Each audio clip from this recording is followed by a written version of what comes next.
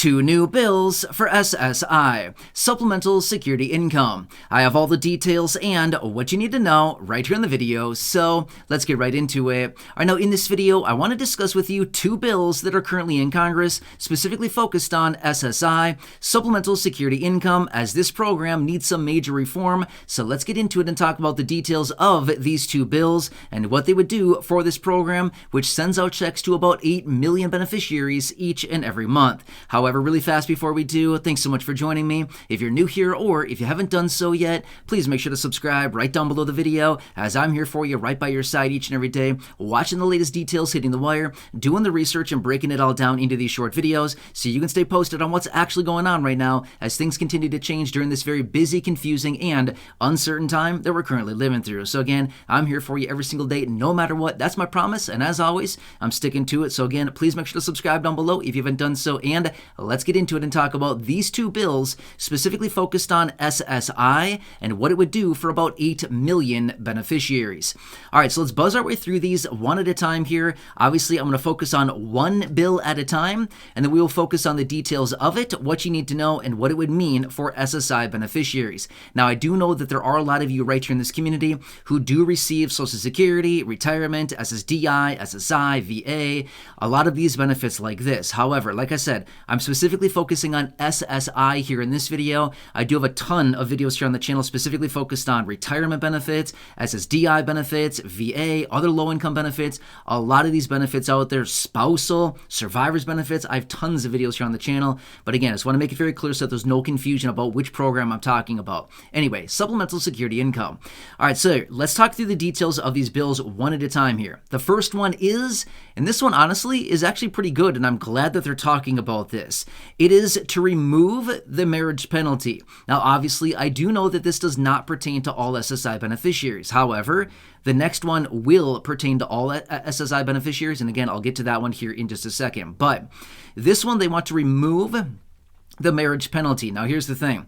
Remember back in 1972? Well, we're not remembering back to 1972, but you know what I mean. In 1972, when SSI was formed, they have this thing in there, which is the marriage penalty. In other words, if you're married and you're receiving SSI, you're probably receiving a huge, huge reduction to your SSI benefit, or things like this, because now you're married and now they think, wow, you're married, you must be rich, right? Well, that's not the case at all for a lot of people. So unfortunately, benefits are generally reduced significantly. Let me give you some real numbers behind this so you can understand the differences behind this and you can clearly see the differences about what this would actually be.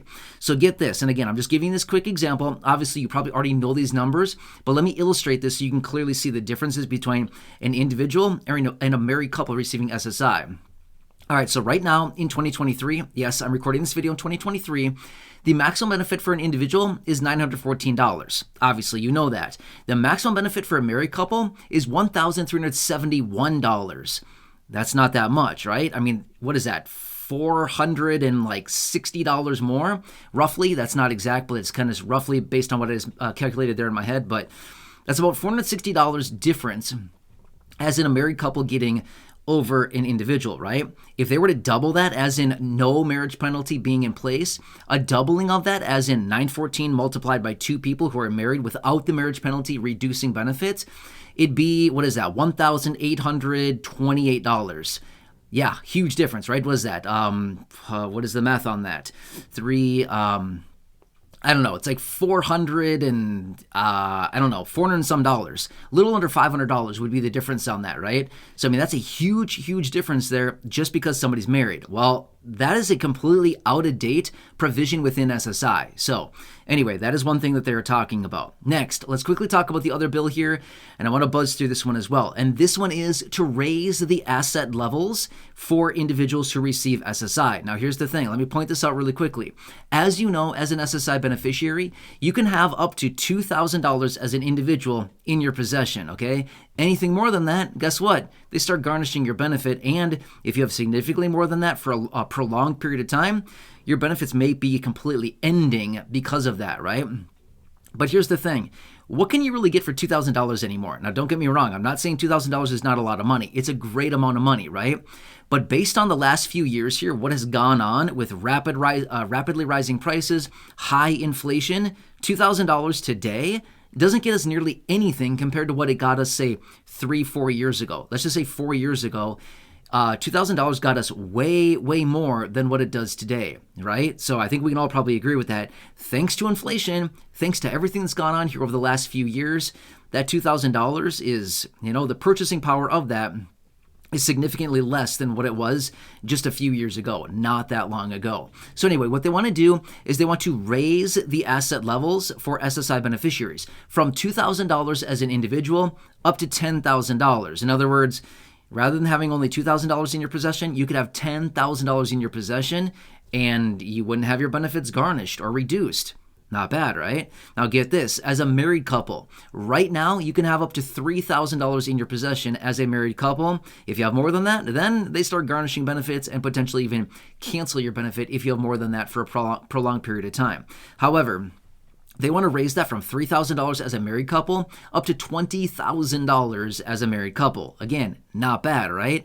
Now we're talking, okay? Here's the thing. $2,000 and $3,000 today, don't get me wrong, it's great. It'd be nice to have that. But at the end of the day, if something really came up, that's not much to lean back on in the event of a rainy day fund, something like that. $2,000 to $3,000 is not that much. A major car repair, something like that, or a home repair, that's going to be gone. You know what I mean? Kiss that money goodbye. It's not going to take much to burn through all that money. $2,000 or $3,000 goes very, very fast these days for a lot of basic stuff out there, right? Even just buying a new car, like a pretty inexpensive used car, is still even $2,000, $3,000, $4,000, $5,000 for something that's inexpensive, things like that. So even that kind of stuff has gone up significantly, right? Anyway, that is what they want to do there as well. So, by the way, the name of this bill is the Savings Penalty Elimination Act is the name of this the second bill here. So that's what they're talking about, and this is something that they want to bring in. Now, here's the thing as well. I alluded to this earlier, but let me say this again really quickly. SSI was formed in 1972. How many times has it been reformed? Virtually none. It's basically in its original state since this program was formed. What is that, 51 years ago? That's a long time ago, okay? Things need to be changed in 51 years' time. Things need to be tuned up.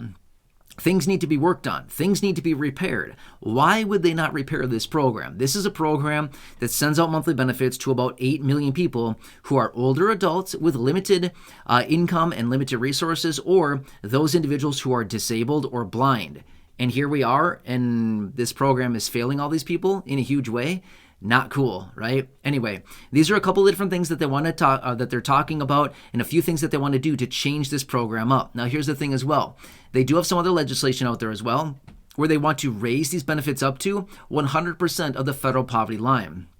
Now, again, that is one that is out there. It's been there for a couple years now in regards to the SSI Restoration Act.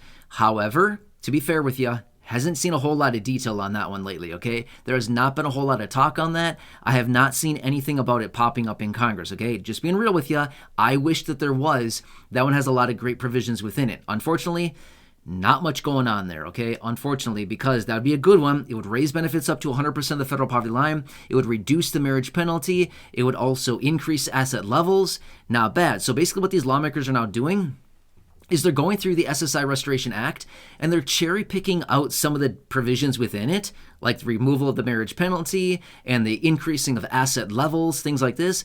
So they're basically just cherry picking out all the details of the SSI Restoration Act and then packaging them up in their own individual bills. Not bad, but where's the standalone bill to raise benefits up to 100% of the federal poverty line? Haven't seen that one yet. Maybe we're just, saving the best until last, right? Like eating dinner and dessert, right? Or supper and dessert, depending on what people call it. But save the best for last, right? Maybe that's what they're doing here. They're saving the dessert for last. Honestly, I'm not really sure. But either way, it'd be something that would be helpful for a lot of people out there. and it would certainly boost benefits in a significant way. Anyway, want to bring these two that are out there right now. This is just in regards to SSI, Supplemental Security Income. Of course, as I do get more details on any of these bills out there or anything else out there in regards to Social Security, to reform the program, to raise benefits, to do anything else that we've talked about in the last thousands of videos here on the channel, of course, I'll bring it to your attention right away. So again, please make sure to subscribe down below if you haven't done so yet. Share the video with your friends, family, social media, and go back and check out any of the other thousands of videos here on the channel. Until next time, enjoy your day, take care, and catch you again later.